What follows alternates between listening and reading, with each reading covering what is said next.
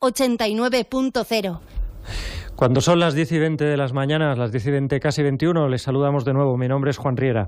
Abrimos el espacio dedicado al Colegio de Psicólogos de las Islas Baleares, durante el cual abordaremos un tema de singular importancia para las madres, los padres y para los chicos en una edad adolescente: la sexualidad durante la adolescencia. Para profundizar en esta cuestión, contamos con la presencia en directo en los estudios de Canal 4 Radio de Ana Mari Madrid Domènech, psicóloga experta en educación sexual. Muy buenos días. Muy buenos días, Joan. Ana Mari, muchas gracias por tu presencia para compartir estos tiempos, estos minutos, y efectivamente es un tema que nos parece muy complejo, sobre todo, primero por lo importante que es. Parece que la sexualidad en la edad adolescente es uno de los últimos temas tabús que nos quedan, ¿no? ¿Compartes esta opinión? Sí, y además, bueno, yo te lo digo porque me lo encuentro en el día a día, ¿no? En la práctica profesional. Parece que somos todos muy progres, ¿no? Y que tenemos superadas muchas barreras, pero a la hora de hablar de nuestras intimidades y nuestra sexualidad aún hay un poquito de reticencias. Y genera no solo un incorrecto desarrollo de la sexualidad, con todo lo amplísimo que es, que no sé si en este espacio de tiempo, por mucho que habláramos, tendríamos tiempo de explicarlo todo, ¿no? O tendrías tiempo de hacerlo tú como experta. Pero genera patología. Bueno, en psicología no es exactamente patología, ¿no? Pero hablado de una manera que se nos pueda entender. Genera problemas, Claro, yo lo que siempre explico es que la sexualidad hay que trabajarla desde que somos chiquititos, ¿vale? Y no estoy hablando de pensar en la sexualidad como pensamos los adultos, ¿no? En relaciones sexuales. Se identifica sexualidad con orgasmo. Sí, directamente. Y con relaciones sexuales, penetración. Exacto. Y puedo asegurar que la sexualidad es mucho más amplia y que abarca además, pues no solo aspectos físicos, como sería la reproducción, ¿no? Sino también abarca muchísimos aspectos emocionales y de comunicación. De hecho, las relaciones de pareja, cuando te vienen a consulta, te vienen muchas veces por fallos de comunicación, y evidentemente eso luego también se refleja en su sexualidad o en sus encuentros sexuales en su habitación, en su día a día, ¿no? Quiero decir, es un tema muy amplio. Claro, yo siempre digo que si hay una buena base de educación sexual desde chiquititos, nos enfrentamos a nuestro desarrollo normal como personas de una manera mucho más adaptativa, ¿no? Los cambios que hay en la adolescencia, evidentemente todos y todas los hemos experimentado, pero es cierto que si tú tienes la información de lo que te va a pasar, igualmente lo vas a experimentar, pero la tranquilidad que tienes, ¿no? Te vas a enamorar, vale, sí, todos los torrentes hormonales que nos corren, todas esas sensaciones que son tan potentes, sobre todo la primera vez cuando te enamoras, ¿no? Que dices, Dios mío, ¿qué me está pasando? Pues es cierto que si tú sabes un poco qué es lo que va a suceder, la experimentación la vas a tener igual, pero sí que vas a estar como controlando un poco más la situación y siendo más realistas, que no nos olvidemos que hoy en día nos falta todavía un poco de realismo en lo que son las relaciones humanas, ¿no? Disney nos hizo mucho daño, pero es que continúa haciéndonos daño, ¿no? Y en Los Príncipes Azules y este tipo de historias, todavía yo me las encuentro en consultas, sobre todo yo trabajo con jóvenes, ¿no? Y te vienen con estas historias del amor romántico, que yo no es que esté en contra del amor romántico, que el amor hay que vivirlo intensamente, ¿eh? Quiero decir, esto es como la vida, que hay que vivirla intensamente, que tenemos asegurado que nos vamos a morir, pues lo mismo, las relaciones afectivas hay que vivirlas intensamente, no sabemos si van a tener fin o no lo sabemos, pero hay que vivirlas intensamente. No obstante, sí que es verdad que hay una serie de mitología ahí que nos está haciendo mucho daño y que nos están encorsetando, ¿no? Y nos está causando muchos problemas, sobre todo de relación. Bueno, pero si Disney ha hecho mucho daño, ahí está Sabina diciendo aquello de todos los amores son eternos mientras duran, ¿no? También.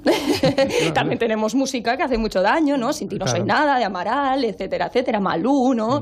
Etcétera. Sí, pero bueno, vamos entonces desde una perspectiva científica, porque además es lo que nos interesa, ¿no? Divulgar, pero con una base científica y con evidencia, para que realmente lo que tú nos puedas contar sea indiscutible, o sea, con un criterio, decir, esto no es un consejo de amiga, no. La psicología que se enfrenta a este problema, claro. ¿no? La educación sexual implica distintos aspectos a tener en cuenta, algunos de ellos de naturaleza biológica, otros psicológicos y otros sociales. Ahora bien, ¿qué aspectos recoge exactamente la educación sexual en todas y cada una de sus dimensiones? Vale, podríamos empezar por la parte física, ¿no? Que lo que hacemos, sobre todo las personas que nos dedicamos pues a dar talleres o a intentar ayudar a los jóvenes, ¿no? Intentamos explicar un poco cómo funciona anatómicamente nuestro cuerpo, cómo funciona la respuesta sexual, qué cosas pasan dentro de nuestro físico, ¿no? Para poder entender un poco que también pues tenemos una parte de biología que es importante conocer, igual que conocemos un ojo, conocemos la oreja y sabemos cómo es por dentro, tenemos que conocer, pues por ejemplo, cómo son nuestros genitales. genitales. Es curioso ver cómo hoy en día te vas a dar un taller y todavía cuesta que puedan visualizar esa imagen, ¿no?, de lo que sería pues un clítoris, ¿no? Es como el eterno desconocido porque siempre nos han enseñado la anatomía. ¿Pero por qué sucede esto? Porque los varones, dado que sus órganos genitales son externos, claro, son mucho más fáciles, pero vamos, estamos viviendo un siglo donde ya vergüenza poca, ¿no? Es decir, y sin embargo hay muchas mujeres, yo no sé si es una técnica que tú recomiendas como profesional o no, pero eso de coger un espejo y mirarse, pues ¿por qué no lo hacen? Es decir, son sus genitales, no son los de otra persona. Claro, claro, evidentemente. Yo siempre les invito, yo nunca lo obligo, yo les invito a que exploren su cuerpo, que exploren, me da igual si con finalidad placentera o no, yo en esto no entro, yo sobre todo lo que les digo es que exploren para ver cómo es, ¿no? Y para conocerlo, porque es lo que siempre les digo, el primer día que te vas a poner un tampón, aquello es muy complicado, ¿no? Y digo, pues ¿por qué no tenemos que saber cómo es nuestro cuerpo? Y vuelvo a repetir, me lo encuentro a día de hoy, año 2017, cuando voy a algún instituto o alguna institución a hacer algún tipo de taller, tú les enseñas la anatomía de los genitales masculinos, los femeninos de forma interna, que esto es lo que siempre nos han enseñado en los libros de texto, pero luego viene la imagen, de que digamos, pues sería la anatomía femenina de una vulva, ¿no?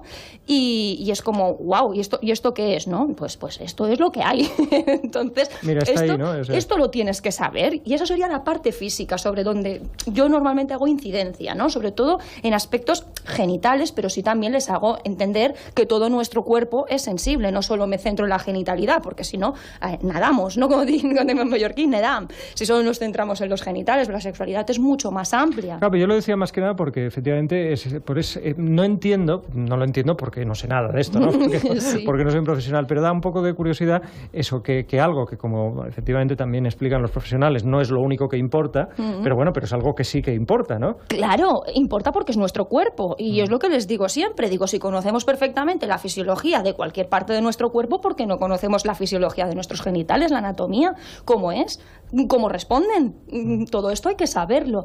Es verdad que en los libros de texto yo sigo sin ver la imagen de la vulva femenina. O sea, si hay alguno, puede ser, pero vamos, yo sigo sin verlo, ¿no? En secundaria, por ejemplo. Bueno, en primaria ya ni te cuento, pero en secundaria yo sigo sin verlo. Entonces, esa es una parte que hay que seguir trabajando, ¿no? La parte física. También es cierto que en esa parte física yo también intento siempre, pues lo que digo, ¿no? Desvincular la genitalidad, porque también es verdad que, por ejemplo, una persona que tenga pues un problema de diversidad funcional, por ejemplo, ¿vale? Que no pueda tener pues unas relaciones sexuales con una penetración, pongamos un caso de una discapacidad física, por ejemplo, esa persona también tiene sexualidad, que a lo mejor no la vive desde su genitalidad, la vive con todo su cuerpo, ¿no? Que para mí es muy importante siempre hacerles ver y entender que no solo es genitales, sino que es más nuestra mente y nuestro cerebro el que va a interpretar todo lo que está sucediendo, si nos gusta o no nos gusta, ¿no? Realmente yo siempre intento hacer incidencia en que la parte más importante de nuestra sexualidad está en nuestro cerebro, no en nuestros genitales, ¿no? Porque si uno no tiene un bloqueo mental, como les digo yo, ¿no? Les explico de una forma un poco cercana, difícilmente van a poder tener una respuesta en su cuerpo de placer, ¿no? Entonces, pues ¿Tú ves Juego de Tronos? No lo veo. ¿No lo ves? Es que hay una historia... es muy complicado, no voy a explicar Juego de Tronos ni mucho menos, no quiero asustar a nadie, pero sí que hay muchas historias de muchas personas, o sea, no solo es una serie de personajes centrales, sino que hay una cantidad inmensa de subhistorias, ¿no? Entonces hay un cuerpo militar de una de las jefas del tema, que es la buena, o una de las buenas, donde son soldados eunucos, pero liberados. Antes eran esclavos y esta jefa, que es buena, los ha liberado. Y el jefe de los soldados eunucos se enamora de la intérprete de la jefa buena, ¿no? De la reina buena. Y en el último episodio, que fue la segunda temporada, tuvieron relaciones sexuales. Y es súper bonito. Porque ella se desnuda, súper bonito, es una imagen muy sexualizada y tal, pero no me refiero tanto a eso. Ella se desnuda, es una mujer de color magnífica, del estilo haitiano, es una mujer haitiana, y él es un hombre también de color, pero de otra índole, y cuando le va a bajar los pantalones le dice no, y él le dice sí, te quiero ver. y tienen una relación sexual. No se explicita mucho, pero queda en una relación oral, ¿no? A mí me pareció muy bonita esta escena, ¿no? Porque, hombre, vamos a ver, con soldados eunucos nos vamos a encontrar pocos, pero puede que nos encontremos con otras cosas. Claro, ¿no? claro, es que es una manera de ampliar, ¿no? Esa visión que tenemos tan coitocentrista, como digo yo, ¿no? De solo centrarnos en lo que sería relación sexual con coito. Y os digo, a ver, vamos a ver, digo, podemos pensar en las diversidades sexuales, podemos hablar de lesbianismo. No siempre hay penetración en el lesbianismo, ellas deciden si sí o si no. Igual que en los homosexuales masculinos, ellos deciden si sí o si no. O sea, hay muchas maneras, incluso en una relación heterosexual hay muchísimas maneras de disfrutar, ¿no? Y seguimos centrados en relación sexual completa, coito, ¿no? Y es como... Pero es que incluso yo quería ir un poco más allá, porque en el lesbianismo o en cualquier práctica homosexual hay placer por ambos lados. Placer genital puro. Sí, sí. Independientemente que luego haya otro tipo de placer. Pero aquí en esta escena te decía que me pareció tan bonita porque el hombre estaba imposibilitado de un orgasmo genital. Porque además era una castración severa, por lo que se ve. Sí. No sé si en próximos episodios saldrá que era solo de testículos, pero en principio era una castración genital severa. Entonces, sin embargo, no pudiendo este hombre sentir ningún tipo de placer genital orgasmático puro, el placer que sentía era del placer que producía. Claro. O sea, está claro que las lesbianas, los homosexuales sienten un placer tremendo. Claro, o sea, no hay, exactamente no igual, es menor, ¿no? Es diferente, pero es inmenso. Mientras que este chico, este personaje, ¿no? Este personaje de ficción, no podía sentir, y sin embargo estaba entregadísimo, ¿no? Claro, sí, bueno, y seguramente sí que sintiese, pero en otras partes de su cuerpo. No genital. Claro, no genital. Entonces, es eso, importante, ¿no? Yo siempre intento trabajar esa parte también. Para mí es muy importante el placer, ¿no? Que entiendan que la parte psicológica también de la sexualidad está ahí y que es importante el no tener esas barreras mentales que nos podemos, a través del aprendizaje podemos también introducirlas sin querer. O sea, podemos haber tenido una educación sexual en nuestra casa, a lo mejor pues un poco represiva o un poco que nos hayan coartado, ¿no? Por decirlo de alguna manera, y eso también hace un calado en nosotros, ¿no? Y a veces no somos conscientes, ¿no? Y hablando con chicos y chicas acabas sacando pues algunas cositas que dicen, ostras, pues no me había dado cuenta yo de esto. Digo, hombre, pues es normal a lo mejor que tengamos ciertos problemas de relación si durante toda nuestra historia nos han dicho que esto no está bien visto o esto es malo o esto no va a ser aceptado, ¿no? Quiero decir, ahí hay unas historias de aprendizaje también potentes y que también hay que hacer a las personas conscientes, ¿no? De su propia descripción de lo que sería su propia historia sexual, ¿no? A mí me gusta mucho este ejercicio de hacer como una especie de historia sexual desde que te acuerdas, ¿no? De que tienes ese razonamiento sexual, pero no tampoco como adultos, sino a lo mejor como niños, simplemente te acuerdas de que un día pues te tocaste y te gustó. Bueno, pues eso también forma parte de la sexualidad, ¿no? Y entonces en ese recorrido, pues lo que decíamos, ¿no? Yo les hablo de la parte física, de la parte psicológica, también les hablo mucho de toma de decisiones. Para mí es súper importante el que los jóvenes y las personas adolescentes, cuando empiezan a iniciar ellos mismos, consigo mismos o con otras personas, sean conscientes del momento en el que lo quieren hacer, no por presiones grupales, ni por presiones sociales, ni porque el otro lo haya hecho o porque me han dicho, o no, porque yo quiero experimentarlo y me apetece. Quiero decir, para mí la toma de decisiones es esencial. La autoestima, también hay que trabajarla muchísimo, muchísimo, porque la adolescencia sabemos cómo es, de complicada, estamos buscando nuestro sitio en el mundo y es verdad que te encuentras que te están pidiendo una serie de responsabilidades dentro de tu mundo inseguro, que aquello no sabes muy bien cómo manejarlo, cada día te levantas, un día estás contento, un día estás enfadado, no sabes muy bien cómo manejar aquello y claro, la autoestima también es muy importante trabajarla porque, bueno, pues estamos en una época de desarrollo que quizás no acabamos de estar conformes con nuestro cuerpo, nos da vergüenza, tenemos vergüenzas, tenemos pudores, pues todo esto también hay que trabajarlo, ¿no? Nuestro cuerpo es bonito tal y como es. Pero ¿cómo se escapa de esa presión? Porque yo estoy convencido que muchas personas tendrán un sufrimiento porque acceden a una sexualidad que no desean o que no desean de esa manera o que no desean en ese momento, ¿no? Y sin embargo, pues de la misma manera que tienen que fumar, pues tienen que perder la virginidad. Y estoy hablando de hombres y mujeres y no me preocupa tanto con quién, o sea, si ya tienen decidido que quieren sexo entre su sexo o quieren sexo con el sexo contrario, pero a lo mejor, aunque tengan eso muy claro, que son heterosexuales, que son homosexuales, no tienen tan claro cuándo y prefieren esperar y sin embargo... Claro, claro, es que el tema de la presión social es un tema de los que también se podría hablar mucho, ¿no? Quiero decir, claro, el no sentirte desplazado de tu grupo de iguales, donde además en este momento de desarrollo es súper importante poder encajar, ¿no? Y no ser el bicho raro, es un tema muy complicado, pero no solo en el tema de la sexualidad, sino en muchísimos otros, ¿eh? Podemos hablar de iniciación en consumo, de muchísimas historias, ¿no? Entonces, yo creo que es muy importante también los valores que te inculcan desde casa. ¿Vale? Quiero decir, por eso es tan importante el trabajar la educación sexual desde que somos chiquititos.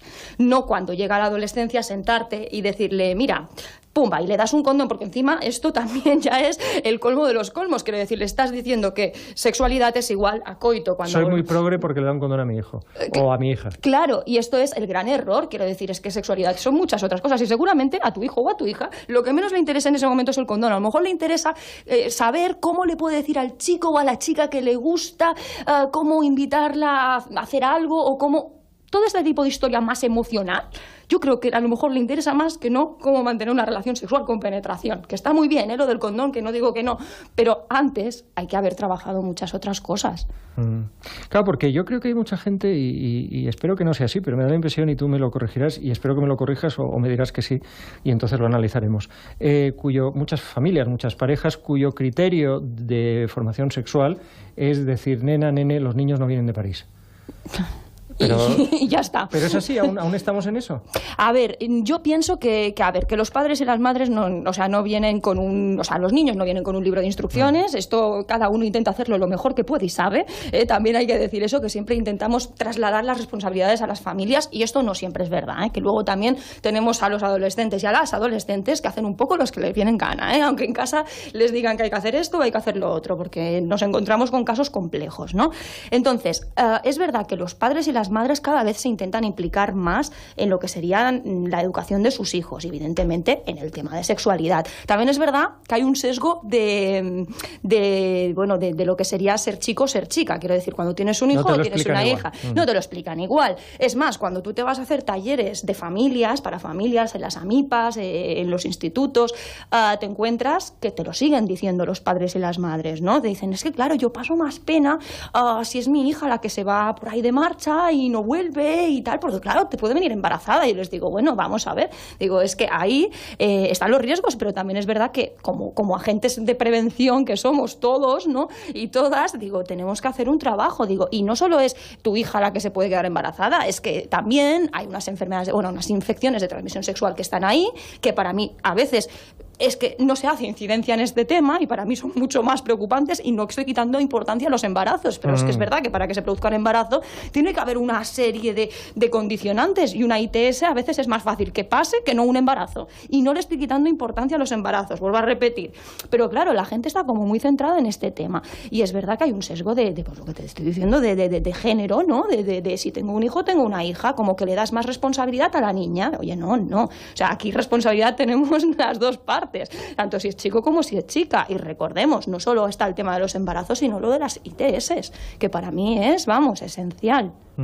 De hecho, uno de los grandes errores es pensar que los anticonceptivos te lo limpian todo, porque te evitan, si es que evitan el embarazo, que realmente el embarazo, independientemente de todos los efectos secundarios que tienen las mujeres, porque eso es algo, pienso, del que se ha hablado poco, pero el problema es que no te evitan las ETS, ¿no? Claro, es que yo siempre les digo, vamos a ver, vosotros tenéis claro, sí, el condón, porque claro, el condón, pero el condón sí que te sirve, porque claro, esto ya sabes, cuando vas a dar un taller, dependiendo un poco del grupo, te encuentras con grupos que son más fáciles de llevar y otros menos, ¿no? Pero sí que es verdad que te dicen, tienen muy claro que el condón evita el embarazo o previene del embarazo y de las ITS, de las infecciones de transmisión sexual.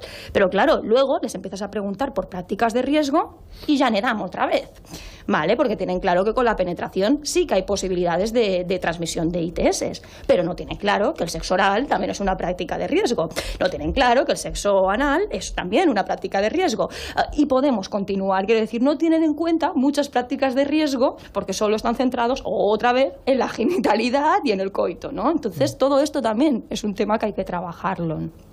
Ana Mari, psicóloga, me parece que podrías darnos una serie de líneas generales que incluyan el qué, pero también el desde cuándo y el cómo un padre, una madre, o la fórmula familiar que sea, tiene que llamar.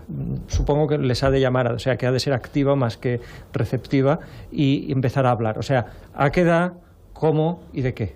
Mira, yo siempre digo, tenemos que empezar a hablar desde chiquititos, es decir, desde que empezamos a tener uso de razón. Es decir, cuando los niños y las niñas van al baño, pues evidentemente tienen un físico que está desarrollándose y hay que tener muy claro también el trabajo de que esa parte es suya y que solo papá, mamá y personas conocidas, cuidadores, etcétera, etcétera, pueden tocarlo y de qué manera deben tocarlo, ¿vale? Porque ahí vamos a evitar también o vamos a hacer un trabajo de prevención en posibilidad de abusos, que esto ya sería otro tema, pero también es importante que sepan hasta dónde pueden llegar y dónde están los límites de su cuerpo, porque ahí también les estamos enseñando de cara a un futuro que puedan decidir cuándo se toca, cuándo no se toca y qué se toca. ¿Vale? Eso es importante. Entonces, por eso digo que esto tiene que empezar ya desde edades tempranas.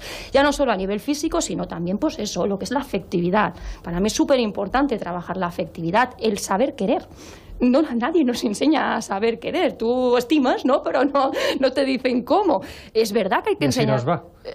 Sí, no, digo, así nos va con claro. el corazón 20 veces roto, ¿no? Claro. Y dolorosamente roto. Sí, y duele mucho, que eso no quita que porque tengas la teoría eso no duela, ¿eh? Es decir, pero sí que es verdad que también tenemos que saber las fases del enamoramiento. Yo también les explico muchas veces, si tengo tiempo, hoy tengo un taller de estos que me da tiempo suficiente como para poder hablar de estas cosas, me encanta hablarles del enamoramiento, me gusta. ¿Por qué? Porque así les explicas qué pasa en nuestro cuerpo, por qué se nos va a la cabeza como se nos va y qué va sucediendo cuando el amor se va, pues, por decirlo de alguna manera, madurando, ¿no?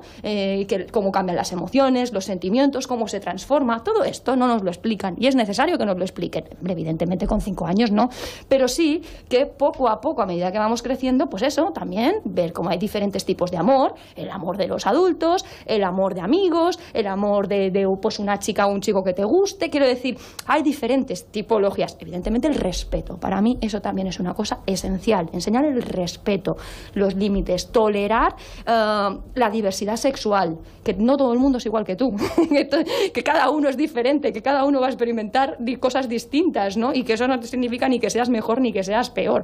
Por eso digo que la sexualidad es muy amplio, porque si al final nos ponemos a pensar, son muchas cosas que están mezcladas, que están dentro y que al fin y al cabo es el desarrollo de una persona, ¿no? Es un ámbito más dentro del desarrollo de una persona, que sobre todo esencialmente es la relación, el contacto con los demás.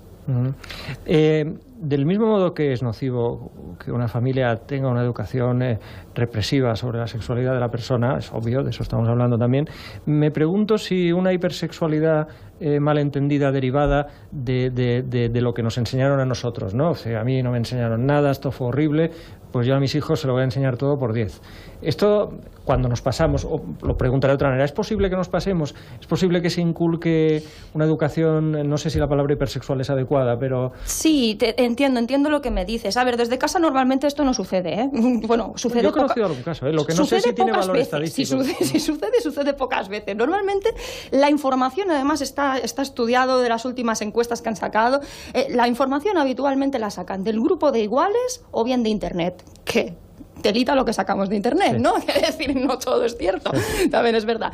Entonces, a lo que íbamos, hipersexualidad. Es verdad que estamos en una sociedad hipersexualizada, donde parece que tener relaciones sexuales es lo que te da éxito y te garantiza el éxito. Yo me lo encuentro con los chavales de hoy en día, ¿no? Que cuantas más novias más, rollos más, historia, chicos y chicas, me da igual, tengan, es como que mejor valorados están dentro de su grupo de iguales, cosa que me parece bastante penoso, porque no se trata de una cuestión de coleccionables y de vamos haciendo cruces y voy añadiendo, sino de la intensidad, ¿no? Y de lo que te permite desarrollarte como persona, una relación, ¿no? Y es verdad que a través de los medios de comunicación, a través de la pornografía accesible en el mundo online desde edades muy tempranas, todo esto es verdad que nos está haciendo vivir en un mundo hipersexualizado donde pienso que se están perdiendo muchos valores en las relaciones. Yo siempre lo digo, el mundo mercantilista en el que estamos ha creado relaciones de usar y tirar. Y desgraciadamente nos encontramos todos inmersos en relaciones de usar y tirar cuando nos encontramos tanto en el mundo adolescente como en el mundo adulto, porque basta que mires a tu alrededor y empiezas que no todo el mundo, pero empiezas a escuchar historias y tú dices, madre mía, pero ¿en qué mundo estoy? ¿No? Y dices, los que tenemos valores, ¿dónde estamos? Que parece que estamos debajo de las piedras, ¿no? Quiero decir, es un poco complicado. Y es verdad que para mí la crisis de valores, sobre todo, es lo que está haciendo daño en el tema de las relaciones entre iguales, con los demás y bueno, en las relaciones humanas en general. Hay un tema que has tocado de refilón, porque de hecho no es el objeto de esta entrevista, dado que habría que tratarlo amplísimamente, como es el tema de los abusos sexuales sobre niños, sobre personas en estadios de su vida juveniles. Yo tengo entendido de buenas fuentes que una de los síntomas, porque muchas veces estos abusos normalmente no se manifiestan, ¿no? Sobre todo en edades tempranas, son el desarrollo de una hipersexualidad o la negación de la sexualidad. Efectivamente. Esto cuando, naturalmente, el problema no tiene su origen en la familia, no es ni el padre, ni la madre, ni un hermano, sino que es un problema, el problema es de dentro y es más complejo porque el enemigo está en casa, ¿no? Claro. Pero cuando el problema no está en casa, ¿puedes dar algunas pautas para que los padres lo detecten en base a esos comportamientos sexuales conocidos, o para que, si el problema está en casa, lo detecten los profesores? Es bastante complicado, porque entramos en un mundo que la verdad es que es, como digo yo, complicadísimo, ¿vale? Y a veces también da un poco de miedo dar según qué pautas, porque claro, tú puedes dar unas pautas que luego puedan estar sucediendo cosas que no tienen nada que ver con unos abusos sexuales, ¿no? Pero sí que es verdad que nosotros conocemos a nuestros hijos y a nuestras hijas y sabemos más o menos cuál es su comportamiento habitual, ¿no? No digo normal porque normales no somos ninguno, digo habituales, ¿no? Entonces, sí que es verdad que en cuanto empecemos a detectar comportamientos que se salen de lo normal de nuestros hijos, comportamientos de no me toques, o empezamos a ver, pues eso, un niño hipersexualizado que no sabemos muy bien de dónde ha aprendido todas esas cosas que estamos viendo que hace. Evidentemente, no alarmarnos, que esto sí que es muy importante, porque si no, le estamos dando al niño un mensaje que también se alarma a él, ¿no? Todo esto, yo siempre digo que hay que preguntar, informarse, hacerlo saber. Está pasando todo esto, vamos a ver, vamos a explorar qué puede estar sucediendo, ¿vale? Niños que de repente dejan de comunicarse, niños que han sido siempre niños o niñas comunicativas y que de repente dejan también de hablar o buscan más el contacto o la seguridad de papá y de mamá, ¿no? Niños que jamás habían llorado al separarse y de repente cuando los dejas lloran, ¿no?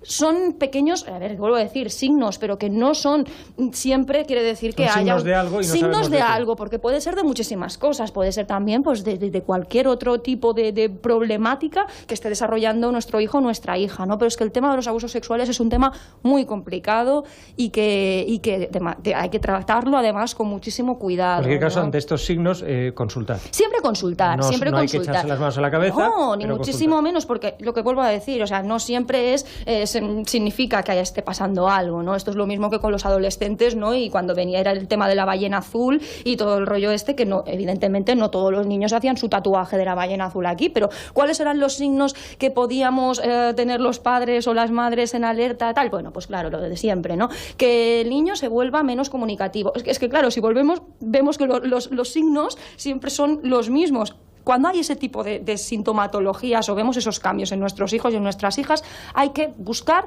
cuál es la causa, porque puede ser muy diversas, ¿no? Entonces, yo siempre lo digo, cuando un niño deja de hacer su comportamiento habitual, vamos a ver qué pasa, que no significa que haya abusos sexuales o haya una ballena azul por detrás o un bullying, no, a lo mejor simplemente es un momento de que no sabe encontrarse, pero que hay que buscar, ¿no? ¿Qué está pasando?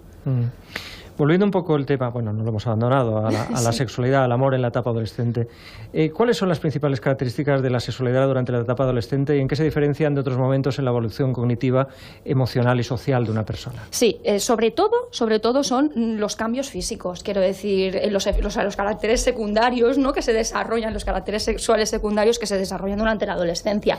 Es curioso, ¿no? Cuando les haces la pregunta a los adolescentes, ¿cuándo empieza la sexualidad? Ellos siempre te contestan que en la adolescencia. Claro, tú les tienes tienes que desmontar todo eso y explicarles que desde que somos chiquititos, que ya incluso en el vientre de nuestra madre hay reacciones sexuales, pero que no están orientadas a lo que sería un coito, ¿no?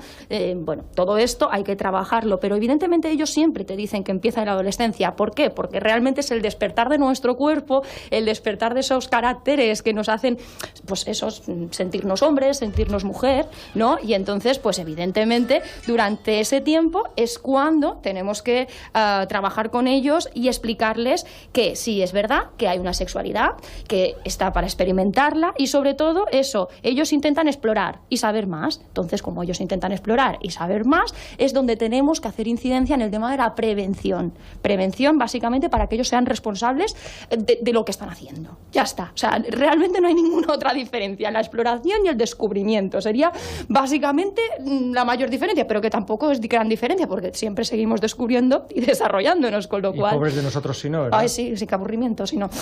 Por eso. 10 horas y 50 minutos, nos vamos a publicidad y volvemos enseguidísima.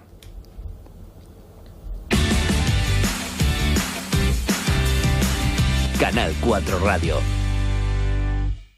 Canal 4 Radio. En Menorca 90.3, Ibiza y Formentera 91.1 y Mallorca 88.4 y 89.0.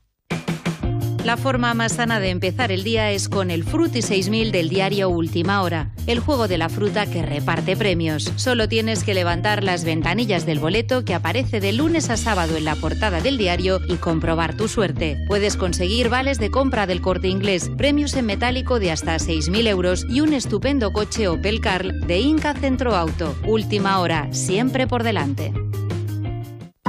El Consell de Mallorca posa en marxa la campanya de recuperació dels molins del Pla de Sant Jordi, una terra perduda que gràcies als molins de vent es convertia en fèrtil i productiva. Ajuda'ns a restaurar els molins del Pla de Sant Jordi. Col·labora amb nosaltres. Entre tots, podem salvar aquests béns patrimonials. Per a més informació, apadrinamolí@conselldemallorca.net. Departament de Cultura, Patrimoni i Esports del Consell de Mallorca. Voltam el patrimoni. María Bimboya sortea un kit de vajilla, botella y una mochila perfecto para la merienda de los más pequeños de la casa. ¿Quieres hacerte con este set? Entra en www.club4.tv y entérate de cómo conseguirlo. Recuerda, www.club4.tv.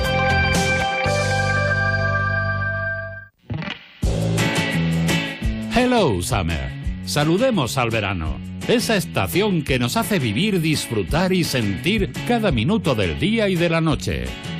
Hello, Sama. Hello, rebajas. Hello, Fan Mallorca Shopping.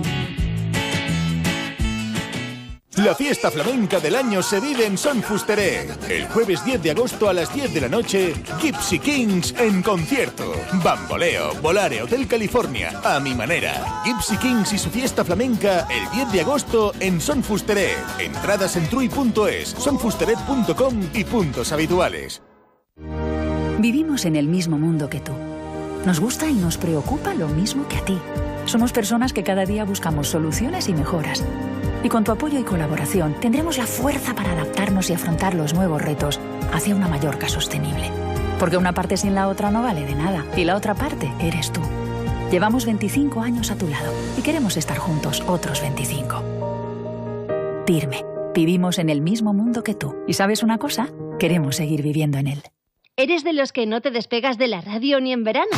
Pues nosotros tampoco nos despegamos de ti. Hemos preparado una programación a tu medida y queremos que disfrutes de la mejor radio también en vacaciones. Canal 4 Radio, este verano, cerca de ti. Somos tu voz. Canal 4 Radio, en Menorca 90.3, Ibiza y Formentera 91.1 y Canal 4 Radio Mallorca 88.4, 89.0. Seguimos con Ana Mari Madrid, psicóloga, experta en sexualidad juvenil, infantil y yo diría que de todos los tiempos y las épocas, ¿no? Bueno, se intenta hacer lo que se puede, ayudar a quien se pueda. Una formación amplia para luego especializarse, ¿no? Sí. Ana Mari, ¿qué tipo de consultas llegan a tu consulta de psicóloga? A ver, habitualmente yo lo que decía, ¿no? Trabajo con jóvenes. Y, curiosamente, las dudas que más llegan son sobre métodos anticonceptivos.